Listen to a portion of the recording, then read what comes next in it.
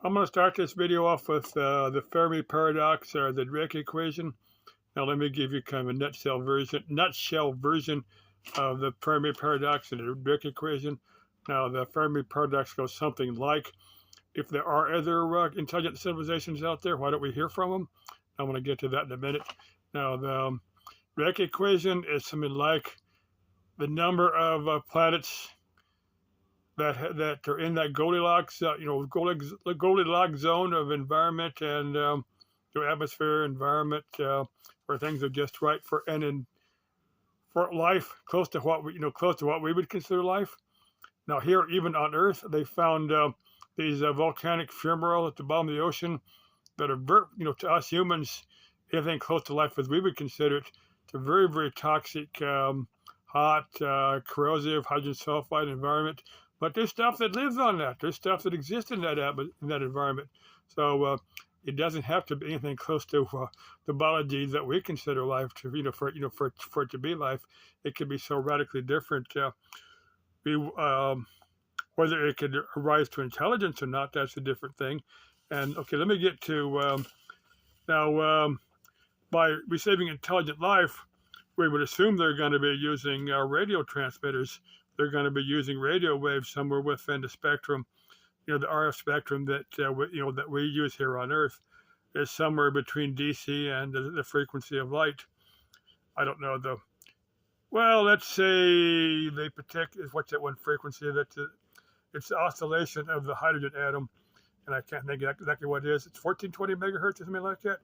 Now, a lot of radio astronomers like to use that just because it is that frequency, but they wouldn't have to be transmitting on that. They could be transmitting on the 10-meter band, around 9 megahertz, somewhere in there, or maybe in the KU band, what the satellite TVs broadcast.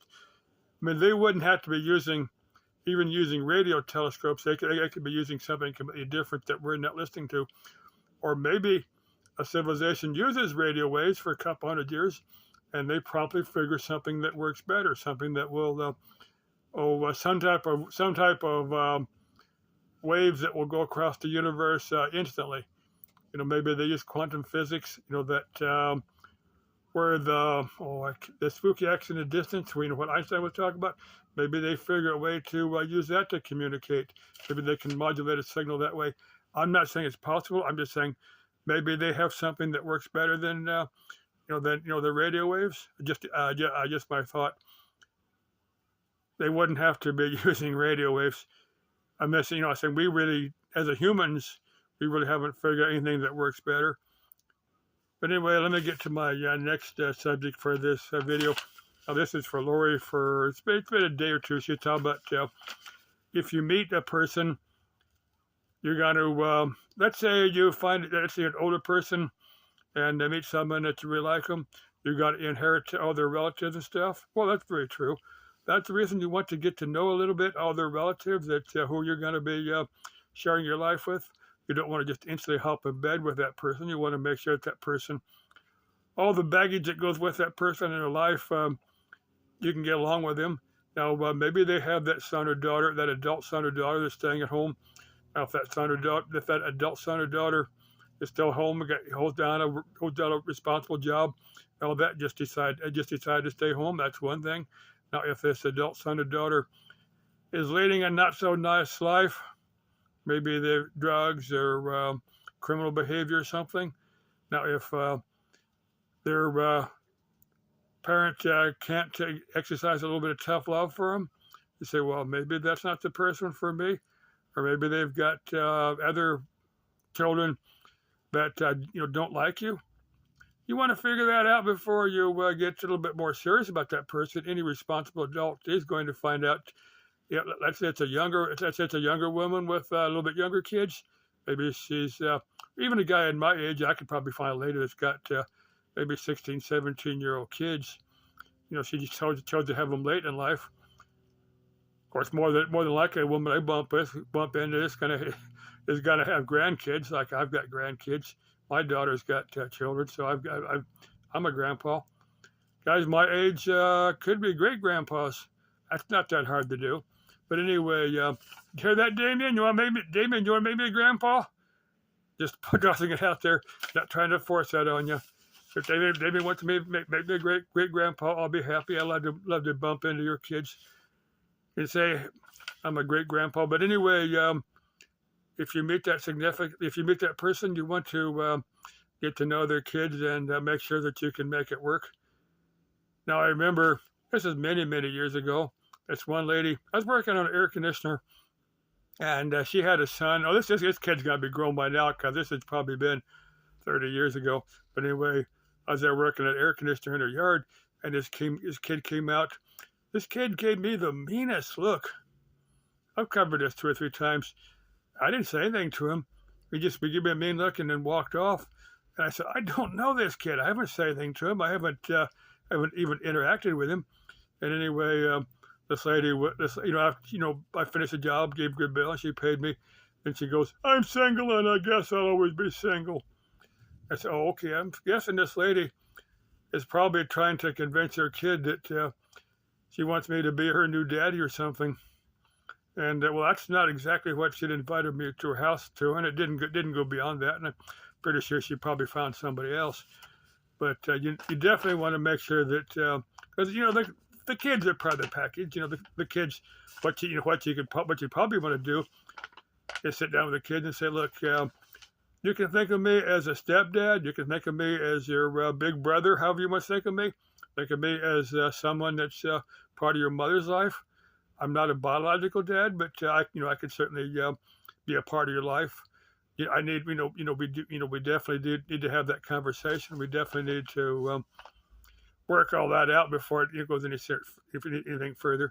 Just putting it out there. That kid, I'm hoping that kid made a decent life for himself and worked everything out. Last thing I'm going to cover is astral projection. Now, I covered that this morning. I've watched a number of videos here on YouTube. Now, there's a handful of videos here on what I call the dangers of astral projection. You'll find those here on YouTube. These are all put out by fear-based church groups that see this as evil and as the devil and stuff. Now, for me, the way I see this, now these fear-based church groups, if you take the need for a church out of the equation, let's say you're a spiritual person like I am, and you take the need for organized religion, if you can, if you accept the fact that you are responsible for your own evolution of your own soul, if you accept karma, if you accept your own soul's evolution, you don't really need a church. You can see why the churches would be afraid of people not wanting to go to church, or people want to turn away from mainstream religion. You can see where I'm going with that.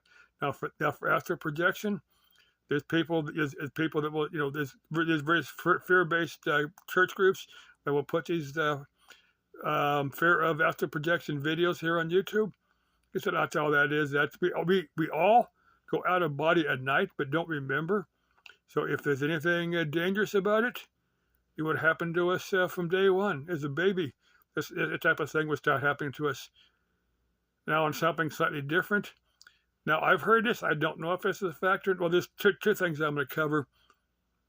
Now I've gotten into discussion with this over individuals on some of these metaphysical and New Age internet forums. Now I've been a member of several forums, and we'll periodically discuss. It's what they call astral guards at Area 51. Up there up there in Nevada, just north of Las Vegas. Now, some people say there are astral guards up there, and if you astral project into Area 51, there's people that know what you're doing. That will escort you out. Other people say if you're careful, if you disguise yourself, let's say you went in there as just a gray smoke or just a spirit and don't have any real form body, you can get away with it. If anybody's familiar with this, I'd be curious to what your thoughts are on astral guards, patrolling, Area 51. Just curious. Also, this was something that Robert Monroe had bumped into. This was back in the early 1960s. Supposedly, Robert Monroe had visited Hyannisport. That was a hangout of the Kennedys back in the early 60s. This is back just before Kennedy got assassinated. But supposedly John Kennedy had an astral guard protecting him. It's supposedly all presidents have had astral guards protecting them. Now, why the ones that have been assassinated, why the astral guards maybe it only works on the astral realm and not the physical realm, I don't know. That's just one thought. Anybody have any thoughts on this? Hey, let me know. Like I said, if somebody tells you that astral projection is evil or of the devil, all that, hey, just tell them. All of us do it every night, during deep sleep, but just don't remember. And there's a handful of us lucky humans that can not consciously do it.